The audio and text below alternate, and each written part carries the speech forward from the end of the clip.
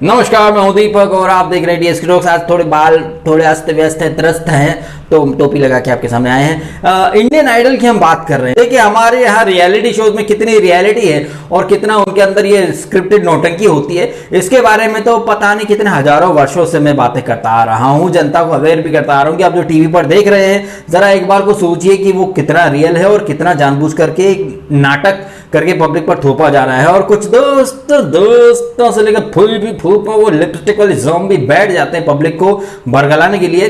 देखिए, जो बातें मैं करता हूँ वो कहीं ना कहीं कुछ एक सेलिब्रिटीज भी बोलते रहते हैं। जैसे मीका ने बिग बॉस के बाद बोला था कि सबको पता है कैसे वोटिंग वगैरह क्या सेटिंग होती है, कैसे क्या जीतते हैं। सोनू निगम ने इंडियन आइडल की जबरदस्त तरीके से पोल खोली थी। इंडियन आइडल के बारे में हम विस्तार से चर्चा करें इसके पहले जरा सोनू निगम ने विवेक अग्निहोत्री के साथ एक डिस्कशन किया था, जहां उन्होंने बढ़िया तरीके से पोल पट्टी खोली थी कि कैसे क्रिएटिव टीम, कैसे प्रोग्रामिंग टीम और मैनेजमेंट कैसे इंडियन आइडल का बेड़ा गर्क कर दिया है। फ्री मेंटल मीडिया जो इंडियन आइडल को प्रोड्यूस करती है, थोड़ी सी उनके सोनू निगम की झलकियां आप खुद सुन लीजिए। सवाल ये है कि ये जो गाने समझ लीजिए एक कट ऑफ डेट 15 की है, 15 मार्च के पहले जो गाने टॉप 10 में चल रहे थे, सडनली वो 16 तारीख से क्यों चेंज हो गए? और जो अब सारी दुनिया में, यूनिवर्स में, इंटरनेट में चल रहे हैं वो गाने, वो गाने मोहम्मद रफी, किशोर कुमार, सोनू निगम, लता मंगेशकर के बज रहे हैं और ना कि आजकल के वही गाने बज रहे हैं जो मॉडर्न फिल्म्स के? क्या रीजन है उसके पीछे? बाहर के देशों को तो मुझे पता नहीं, लेकिन लगता है इंडिया में म्यूजिक कंपनी से पैसा पहुंचाया नहीं है, इसी वजह से शायद गाने वो बज रहे हैं जो बजने चाहिए।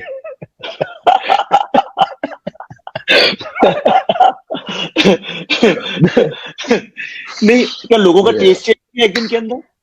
अरे नहीं, लोग अच्छा सुनते हैं विवेक जी, लोग अच्छा ही सुनते हैं। और अगर आप इंडिया में, तो क्या है कि मैं मेरे भारत को तो बहुत प्यार करता हूँ, प्रणाम करता हूँ, इस मेरे देश, मेरी धरती है। बट मेरा ये कहना है कि अगर कोई चीज दुनिया भर में चल रही है और उसको अगर बर्बाद करना हो और खराब करना हो, उसका भजिया पाव करना हो, तो यहाँ लेके आओ इंडिया में। मैं आपको एग्जांपल देता हूँ, आपको मैं सबसे सटीक और सबसे इजी, अंडरस्टैंडेबल, रिलेटेबल एग्जांपल देता हूँ। वो है अमेरिकन आइडल का। Okay, American Idol, British Idol, Italian Idol, Spanish Idol, ये सब चल रहे हैं। यहाँ से जैसे स्टार्ट हुए थे वहां चल रहे हैं। हमारे यहाँ भी स्टार्ट हुआ, मैं, अनुजी, परहा, हम सब तीनों ने स्टार्ट किया। वो स्टार्ट हो क्योंकि ऐसा इवॉल्व हुआ है। पहले हम देखते थे कि तूने अच्छा गाया है, और पहले सीजन में कोई बच्चा बोलेगा मुझे तो बस, मैं हार तो गया हूँ, मुझे सोनू भैया से के साथ एक बार मिलना है और उनके पैर छूने हैं, और आप प्लीज ऐसा कीजिए कि मुझे अलाउ कर दीजिए सोनू भैया के साथ में। तो हमको फ्री मेंटल की टीम बोल रही है, नहीं, you can't go, please, this is not the system, this is not you, you're the judges, you can't go on the stage, you need to be over here, you need to you have to maintain the decorum of being a judge. तो हम stage पे नहीं जा रहे। Second season में हमारा जाना शुरू हुआ, हमको बुलाना शुरू हुआ है। उसके बाद आहिस्ता आहिस्ता परफॉर्मेंस शुरू हो गई जज की। अब जज भी गा रहा है, क्योंकि क्यों? TRP, our management team, our entertainment, our investigation team, our जासूसी team is telling us this will work. और ये वो टीम है जिसको म्यूजिक से कोई सरोकार नहीं है, जिसको कोई वो कल के बच्चे हैं जो ना, I don't like this, I don't like it, I पंचम का पता कुछ नहीं है, but I like पंचम, I like पंचम, आप पंचम, अभी तेरे पंचम तेरा बाप के बाप का बाप है, पंचम मत बोल कर, तो आड़ी पर बोल, what is पंचम? I like पंचम, I like who's Laxmikant Pyarelal यार, who's यार शंकर जयकिशन यार, I like पंचम, क्योंकि पंचम से इन थे, पता नहीं पंचम का कुछ भी। अब ये आएंगे आइडल पे, ये है वहां के समझिए प्रोग्रामिंग टीम के, why you should be some पंचम ना यार, people like पंचम, whatever old songs like Mohammad Rafi यार, वह किशोर कुमार यार, किशोर दा, तेरा दा कैसे हो गया? किशोर दा तेरा कैसे हो गया? तो ये लोग मार्केटिंग डिसाइड कर रहे थे। अब वो जो आइडल शुरू हुआ था जहां पे हम जजेस को अलाउड नहीं था स्टेज पर जाना, अब वहां पे क्या होता है? रो रहे जज, रो रहे हैं, एक आ रहा है और बोल रहा है मैं आपके पैर पड़ जाऊं, कंटेस्टेंट को बोल रहा है मैं आपके पैर पड़ना चाहता हूँ, मैं आपके पैर पड़ना चाहता हूँ, मैं आपके पैर पड़ना चाहता हूँ।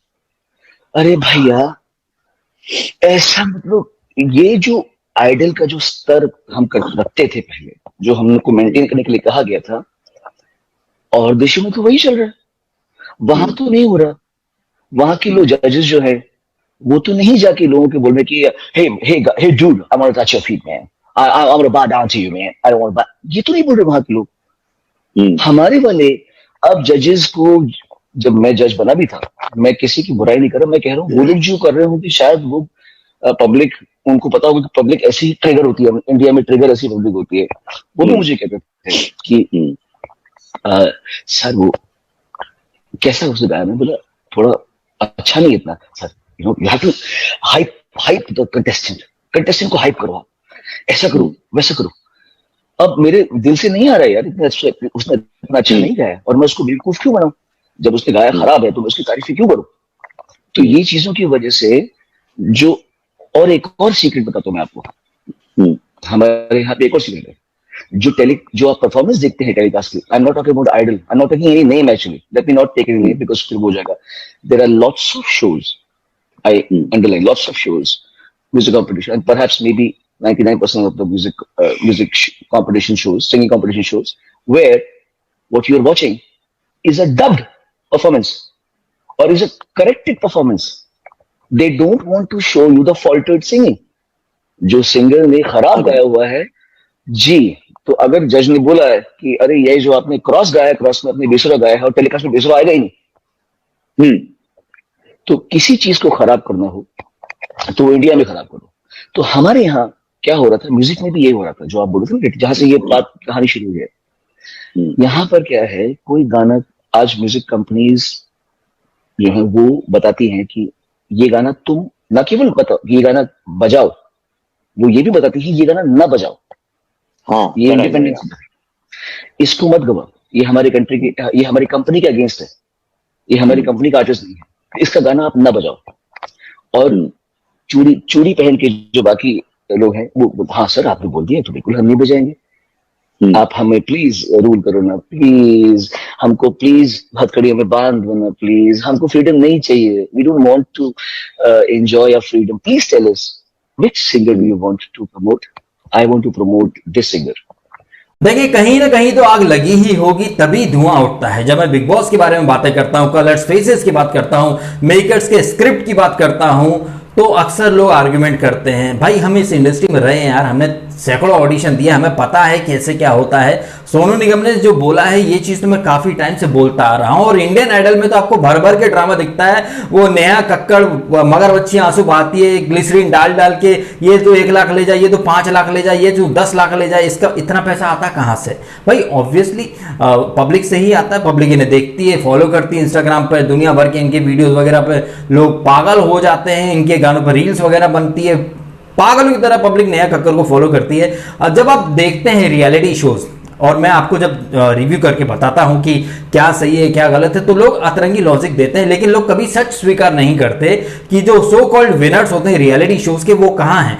आज अगर हम इंडियन सिंगिंग इंडस्ट्री की बात करें, म्यूजिक इंडस्ट्री की बात करें, तो 2 नाम हैं, जुबिन नौटियाल और अरिजीत सिंह, जो कि अलग ही लीग के सिंगर हैं। और आयरॉनिकली कहिए, इत्तफाकन कहिए या कुछ भी कहिए कि ये दोनों ही सिंगर्स जो हैं वो अपने अपने रियलिटी शोज में रिजेक्ट होकर के आज एक नया मुकाम बना लिया है। और सो कॉल्ड विनर्स कहां हैं हमें नहीं पता। ऑब्वियसली कहीं ना कहीं इवेंट करते होंगे, कहीं ऑर्केस्ट्रा में, हेलो आज चिंकू ऑर्केस्ट्रा में आप गाएंगे इंडियन आइडल सीजन 5 के विनर, ये गाना फरमाइश किया है, ये ऐसे करके। खैर सबका काम धंधा पेट भरने लायक तो खैर सबका हो ही जाता है, और पेट भरने लायक क्या, अच्छी लग्जूरियस लाइफ ये लोग जीते हैं। लेकिन जब प्लेबैक सिंगिंग की बात आती है, फिल्मों में गाने की बात आती है, तो हम इंडियन आइडल के जो सो कॉल्ड विनर्स हैं या किसी और शो के जो सो कॉल्ड विनर्स हैं, उन्हें हमने देखा नहीं है इतना एक सक्सेस पाते हुए जो कि जुबिन या अरिजीत सिंह ने हासिल कर ली है। अभी इंडियन आइडल में किशोर कुमार साहब को ट्रिब्यूट दिया गया।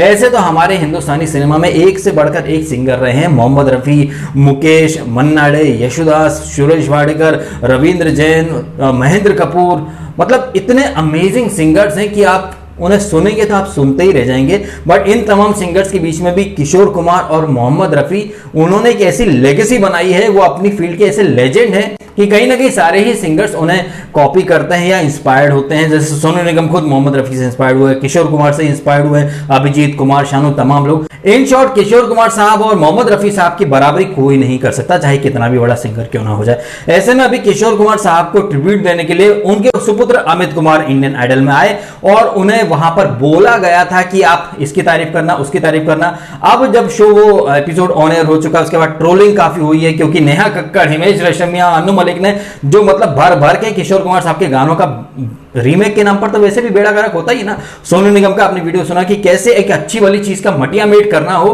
तो आप इंडिया में वो चीज लेकर के आ जाओ। इंडियन आइडल में एक जमाने में जजेस को रिस्पेक्ट होती थी, डिग्निटी, आजकल तो जज पहुंच जाते हैं स्टेज पर मटका वो ठुमके लगाने, मटकने, और आंखों में ग्लिसरीन तो भरी रहती है। ऐसे में किशोर कुमार साहब के गानों का भर भर के मजाक मतलब बर्बाद कर दिए गाने। हिमेश रेशमिया ने खाने खाने काले खजूर, मतलब आप इमेजिन कर सकते हैं कि हिमेश रेशमिया किशोर कुमार साहब के गाने गा रहे, मुकद्दर का सिकंदर, बाप रे बाप, नेहा कक्कर। मुझे तो ये सब लोग एकदम लपू झन्ने लगते हैं, एक्सट्रीमली ओवररेटेड। अब अमित कुमार साहब ने बोला कि उन्हें मेकर्स ने बोला था कि ऐसा करना वैसा करना। खुद अमित कुमार साहब बोर हो गए थे और चाह रहे थे कि एपिसोड जल्दी से जल्दी खत्म हो जाए। अब जब उन्होंने ये स्टेटमेंट दिया है तो ऑब्वियसली अपने डिफेंसिव मोड में तो इंडियन आइडल की टीम आएगी। उन्होंने आदित्य नारायण को आगे कर दिया। ये बोल रहे हैं आदित्य नारायण साहब कि अगर अमित कुमार साहब को इतना बुरा लगा था तो उन्होंने एपिसोड के बीच में ही क्यों नहीं अपनी प्रतिक्रिया दी। क्या गारंटी है कि अमित कुमार साहब अगर वहां कुछ बोले गलत या फिर जो उनके मन में आया था, उन्होंने आउट ऑफ द स्क्रिप्ट जाकर कुछ बोला हो, तो वो चीज आप दिखा ही देते। हमने कितनी दफे देखा है, चाहे बिग बॉस हो चाहे और भी चीज रियलिटी शोज हो, मेकर्स वही दिखाते हैं जहां उनका एजेंडा सूट होता है। बिग बॉस में कंटेस्टेंट जो बाहर आ चुके हैं शो से, वो अक्सर कहते हैं, जब कभी मेरी बात हुई तो वो कहते हैं कि हमने वीकेंड पर ऐसा भी बोला था, डीएसके हमने ऐसा भी बोला था, लेकिन वो चीजें ऑन एयर नहीं होती हैं। कई बार तो ये चीज खुद कॉलर ऑफ द वीक जो बनते हैं वो लोग एक्सपोज कर चुके हैं कि उन्होंने और भी सवाल भेजे थे, लेकिन उनसे बोल दिया गया कि इससे नहीं उससे करो बात या सवाल जवाब। तो ये जो सेटिंग होती है, ये जो स्क्रिप्टेड नौटंकी है, ये बिग बॉस कही है, इंडियन आइडल कही है, सारेगामा और डांस प्लस, इन सब में स्क्रिप्ट ही चलती है। इन लोगों ने रियलिटी शोज का ऐसा मतलब क्या बताऊं जी, कहीं ना कहीं ऐसा लगता है कि सीरियल इनसे तो भी थोड़े कम स्क्रिप्टेड लगते हैं। आई एम श्योर आप खुद ये बात मानेंगे कि जितना तो हिना खान नहीं रोई होगी अक्षरा बनके, या जितना रुबीना दिलाक नहीं रोई होगी शक्ति सीरियल में सौम्या बनके, उससे कहीं ज्यादा नेहा कक्कर रो चुकी है रियलिटी शो में जज बनके। यहां सिर्फ नौटंकी होती है और यहां अमित कुमार साहब ने और उनके पहले सोनू निगम ने ये जो रियलिटी शोज की सच्चाई आप सबके सामने रखी है। आई एम श्योर आपको ये चीजें ध्यान रखनी चाहिए। नेक्स्ट टाइम जब आप किसी को अपना फेवरेट बनाए, मेकर्स का गेम, चैनल का गेम, ये जो जज बनते हैं, इन सबको पैसा मिलता है। आई एम श्योर जब सोनू निगम अपने टाइम पर होस्ट करते थे इंडियन आइडल, तो वो भी मेकर्स की स्क्रिप्ट को ही फॉलो करते थे। आज आई एम श्योर हम सब बोल सकते हैं कि जब आप करते थे तब तो आपने कभी ये बातें नहीं बोली, जैसे आज आदित्य नारायण बोल रहे हैं कि अमित कुमार ने उस समय क्यों नहीं बोला।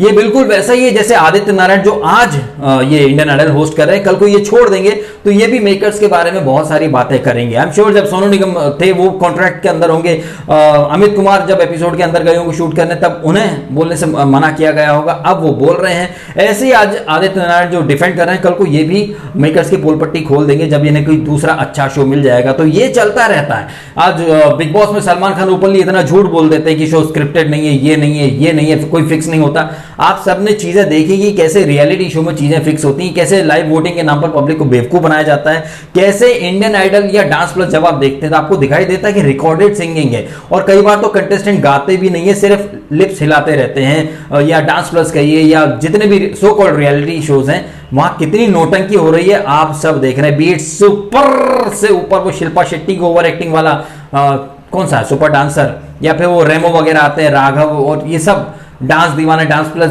जितने भी हैं, सब में फिक्सिंग है, सब में स्क्रिप्टेड एलिमेंट रहता है। आजकल टैलेंट कम, मैडम मैं बहुत गरीब परिवार से हूँ, मैं डांस करने के लिए, देखने के लिए टीवी नहीं था, मैं लोगों को देख देख के डांस सीखा। और नेहा कक्कर इतना सुनते से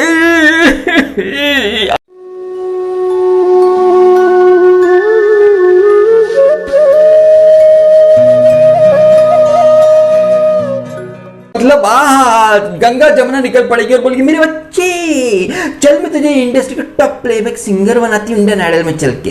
तो टैलेंट तो गया साइड में, किसकी कहानी में ज्यादा दुख है और मेकर्स को कहां पे ज्यादा ड्रामा मिल सकता है, ये आज एक क्राइटेरिया बन चुका है सो कॉल्ड रियलिटी शोज में सक्सेसफुल होने का और टीआरपी लेने का। क्योंकि इंडियन में क्या है, जनसंख्या ही ज्यादा नहीं है, इमोशनल फूल्स की जनसंख्या भी ज्यादा, और लोग तुरंत झांसे में आ जाते हैं और ये लोग आपको झांसा दे रहे हैं, आप लोग इनके बहकावे में आते हैं और अंधी दौड़ में शामिल हो जाते हैं। या मैं अवेयर करता हूं कि यार एक पर्सपेक्टिव, जो रियल पर्सपेक्टिव है कि बिहाइंड द सीन्स कैसे चीजें कंट्रोल होती हैं, वो आप देखें समझे, तो नहीं वो मत बोलो। अब वो बोलोगे तो हम सब्सक्राइब करके चले जाएंगे। सच्चाई चुभती है लोगों को, लोग एक भ्रम जाल में रहना चाहते हैं, उससे वो बाहर नहीं आना चाहते। अब भी आपके सामने एग्जांपल्स बहुत सारे आ चुके हैं कि टीवी पर जो दिखाया जा रहा है वो कितना बड़ा वाला एक तरह से चूतियापा है और पब्लिक को कैसे टेकिंग फॉर ग्रांटेड लेते हैं ये लोग।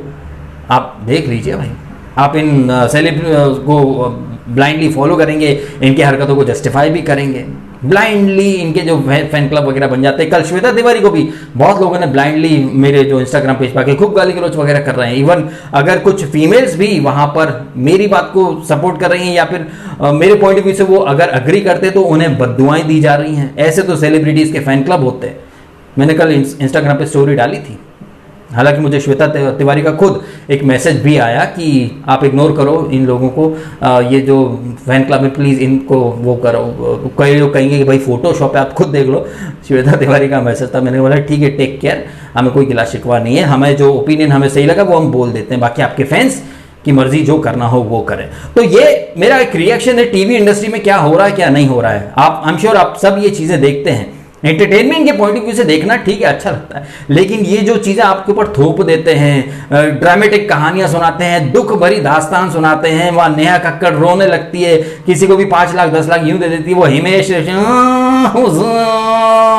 करके पकाता, अन्नू मलिक ओवर एक्टिंग की दुकान, ऐसे ऐसे लोग, मतलब लपू झन्ने जैसे लोग जज बन गए हैं। मतलब जज के नाम पर और रियलिटी शोज के नाम पर कलंक है ये इंडियन आइडल जैसे शोज। आदित्य नारायण को ऑब्वियसली पैसा मिल रहा था, वो डिफेंड करेगा, लेकिन जब वो इंडियन आइडल छोड़ देगा तो क्या पता वो भी सोनू निगम की तरह मेकर्स की पोल पट्टी खोल दे। क्योंकि जब तक आप एक कॉन्ट्रैक्ट में हो तब तक तो आप मेकर्स के अगेंस्ट बोल ही नहीं सकते, जैसे सोनू निगम नहीं बोल पाए थे, लेकिन अब सोनू निगम खोल के बोल रहा है और बढ़िया तरीके से इंडस्ट्री की पोल पट्टी खोल रहा है। और इन शॉर्ट वही वो बोल रहे हैं जो पिछले 2-3 सालों से मैं आपके सामने बोलता आ रहा हूं कि कैसे रियलिटी शोज में रियलिटी का 0% नहीं होता है, पूरा फेक नौटंकी होती है, जो कि आपको समझनी चाहिए। चलिए तो वीडियो खत्म कर देता हूं। आपने समय निकाला, वीडियो देखा, आपका बहुत बहुत धन्यवाद। और हाँ, कमेंट करके आप अपने ओपिनियन भी शेयर कीजिएगा मेरे साथ। Thank you so much.